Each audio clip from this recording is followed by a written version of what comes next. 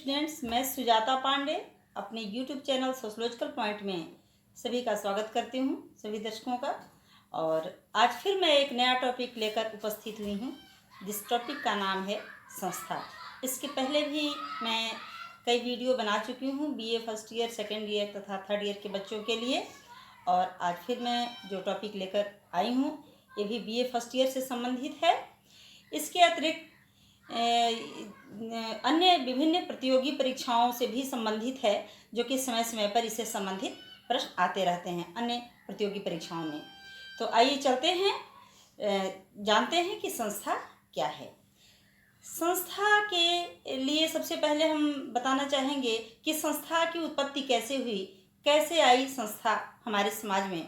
तो हमारे समाज में सामाजिक आवश्यकताओं की पूर्ति हेतु पहले से ही लोगों के मन में विचार उत्पन्न हुआ सबसे पहले कि हमारी आवश्यकता किस प्रकार की आवश्यकता है और इस आवश्यकता की पूर्ति कैसे होगी। तो सर्वप्रथम क्या हुआ, सर्वप्रथम विचार उत्पन्न हुआ और उन विचारों को समाज के सामने रखा गया, कुछ लोगों के समक्ष रखा गया। और जब इन विचारों से और लोग सहमत होते गए, अर्थात किसी भी समस्या के समाधान के लिए मन में एक विचार उत्पन्न होता है और उस विचार से जब समाज के काफ़ी लोग सहमत होने लगते हैं तो वह धीरे धीरे एक नियमावली के रूप में वह आगे बढ़ने लगता है। और यही प्रक्रिया जब लंबे समय तक चलने लगती है तो वह संस्था में तब्दील हो जाता है, संस्था में परिवर्तित हो जाता है। अर्थात संस्था किसे कहते हैं? संस्था नियमों की एक व्यवस्था है। संस्था एक तरीका की व्यवस्था है जो किसी भी कार्य को करने के लिए निर्धारित किया जाता है। संस्था के लिए एक प्रकार की इसलिए संस्था को बनाया गया ताकि लोग मनमाने ढंग से स्वेच्छाचारिता से अराजकता उत्पन्न न करें सामाजिक व्यवस्था में। नहीं तो यदि संस्था नहीं बनाया जाता, कोई किसी भी कार्य को करने के लिए यदि संस्था का निर्माण नहीं किया जाता, कोई नियम नहीं बनाया जाता, कोई कार्य प्रणाली नहीं बनाई जाएगी, यदि कोई निश्चित तरीका नहीं होगा तो सभी लोग मनमाने तरीके से अपने अपने तरीके से उद्देश्य को पूर्ण करने का तरीका अपनाने लगेंगे।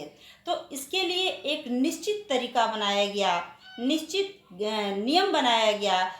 उस नियमों के ऊपर आधारित होकर के सभी को चलना पड़ता है। तो ये नियम जब लंबे समय तक जब चलते रहते हैं तो यही संस्था में परिवर्तित हो जाते हैं, इसे हम संस्था कहते हैं। संस्था के लिए समय समय पर विभिन्न वैज्ञानिकों ने अपने अपने विचार व्यक्त किए हैं कि संस्था कहते किसे हैं। यहाँ कुछ वैज्ञानिकों के विचार इस प्रकार हैं जो हम बताने जा रहे हैं। तो एक वैज्ञानिक हैं बोगार्ट्स, इन्होंने संस्था के बारे में बताया है कि एक सामाजिक संस्था एक ढांचा होता है जो सुव्यवस्थित विधियों द्वारा लोगों की आवश्यकता को पूर्ण करने का प्रयास करता है, ये बोगार्ट्स के अनुसार। और दूसरे वैज्ञानिक हैं मैकाइवर एंड पेज। मैकाइवर क्या कहते हैं कि यह एक ऐसी सुनिश्चित संगठन है जो किसी विशेष स्वार्थ का अनुसरण जिसमें किया जाता है, यह है संस्था। एक और वैज्ञानिक हैं रॉस के अनुसार आइए जानते हैं कि क्या है ये संस्था के बारे में क्या बताते हैं। तो इन्होंने कहा है कि सामाजिक संस्थाएं सर्वमान्य इच्छा द्वारा सुव्यवस्थित या स्वीकृत संगठित मानव संबंधों का एक समूह है, इसे संस्था कहते हैं। यह है रॉस के अनुसार। तो बहुत सारी परिभाषा बताया गया है संस्था के बारे में। तो संपूर्ण रूप से अब हम ये जान गए कि संस्था क्या है। संस्था एक नियमों, कार्य प्रणालियों तथा गतिविधियों की एक व्यवस्था को कहते हैं जो पहले से ही सुनिश्चित होता है, जो कि लंबी चलने वाली प्रक्रिया है। तुरंत यदि किसी भी कार्य से संबंधित, किसी भी उद्देश्य से संबंधित यदि कोई नियम बनाया जाता है, उसे संस्था का रूप हम नहीं देंगे। संस्था तभी कहलाएगा जब एक लंबे समय तक इसकी प्रक्रिया चलती रहेगी और एक लंबे समय तक चलने के बाद अधिक से अधिक इससे लोग सहमत होते हैं और काफ़ी समय से जब चलने लगता है तब जाके यह संस्था में कोई भी नियम, तरीका, गतिविधि जो है संस्था में तब्दील हो जाती है। तो ये है संस्था की परिभाषा। संस्था की बहुत सारी विशेषताएं हैं जिसके आधार पर बताया जा सकता है कि संस्था क्या है।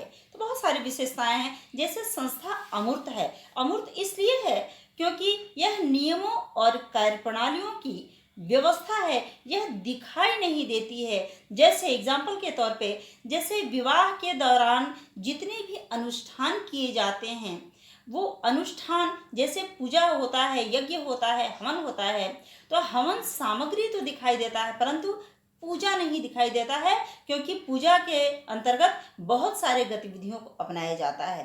तो संस्था को अमूर्त माना गया है। संस्था एक लंबी चलने वाली प्रक्रिया को कहते हैं। तुरंत किसी भी नियम से संबंधित, किसी भी उद्देश्य से संबंधित यदि तुरंत कोई नियम बनाया जाता है तो उसे हम संस्था का रूप नहीं देंगे, तब तक नहीं देंगे जब तक काफ़ी लोग उससे सहमत नहीं होंगे और एक लंबे समय तक चलने वाली प्रक्रिया नहीं होती है। एक लंबे समय तक चलने वाली प्रक्रिया जब लंबे समय तक चलती रहती है तब जाकर उसे हम संस्था का रूप देते हैं, क्योंकि संस्था जो है वह परंपरागत होता है, वह स्थायी होता है, वह संस्था की जो प्रकृति है वह स्थिर होती है, लेकिन लंबे समय तक कई पीढ़ी से पीढ़ी दर पीढ़ी चलती रहती है। संस्था जो होती है वह संस्कृति की इकाई मानी जाती है। तीसरी विशेषता यह है कि वह संस्कृति की इकाई मानी जाती है। क्यों? क्योंकि संस्था परंपरागत होती है, उसमें बहुत सारे मूल्य देखने को मिलते हैं, रीति रिवाज देखने को मिलते हैं, परंपराएं देखने को मिलती हैं। क्योंकि एक लंबे समय तक जब यह प्रक्रिया चलती रहती है, कई पीढ़ी तक चलती रहती है, तो वह जो प्रक्रिया है वह परंपरा में तब्दील हो जाती है। वह परंपरा जो होती है वह उस समाज की संस्कृति से संबंधित होती है, इसलिए संस्था को संस्कृति का इकाई भी माना गया है। जो संस्था होती है, अगली विशेषता ये है कि संस्था में सहयोग की भावना पाई जाती है। सभी लोग एक सामूहिक रूप से प्रयास करते हैं, किसी भी कार्य के लिए सभी लोग मिलजुल करके प्रयास करते हैं, सबके सहयोग से उस संस्था का विकास होता है। संस्था का कोई न कोई प्रतीक चिन्ह होता है, प्रत्येक संस्था का। उन्हीं प्रतीक चिन्हों के आधार पे संस्था का नाम जाना जाता है कि यह किस चीज़ से संबंधित है। संस्था व्यक्तियों का संगठन नहीं होता है, बल्कि उनसे संबंधित गतिविधियां उसमें होती हैं, उसमें रूल रेगुलेशन होते हैं, उसमें सहयोग की भावना पाई जाती है। एक दूसरे के सहयोग के साथ वो आगे बढ़ते हैं, पारस्परिक सहयोग की भावना पाई जाती है। क्यों? क्योंकि जो संस्था का जो उद्देश्य होता है वह सामूहिक होता है। संस्था किसी एक व्यक्ति के लिए नहीं बनाई जाती है। जो संस्था है वह किसी एक व्यक्ति की उद्देश्य पूर्ति उसमें नहीं होता है, बल्कि सामूहिक उद्देश्य की पूर्ति होता है। क्योंकि संस्था संपूर्ण समाज से संबंधित होती है। जैसे विवाह से संबंधित संस्था है, चिकित्सा से संबंधित संस्था है, परिवार भी एक संस्था माना गया है। तो परिवार को संस्था में की श्रेणी में इसलिए रखा गया है क्योंकि परिवार में बहुत सारे रूल रेगुलेशन परंपराएं होती हैं। प्रत्येक परिवार की अपनी अलग अलग परंपराएं होती है, इसलिए परिवार को संस्था का रूप हम दे सकते हैं।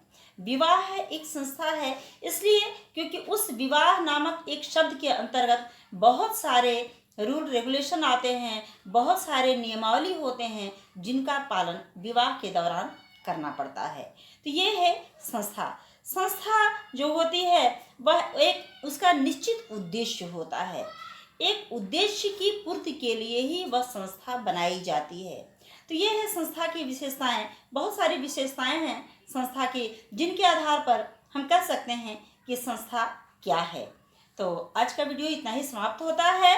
हम अगली वीडियो में लेकर आएंगे। धन्यवाद।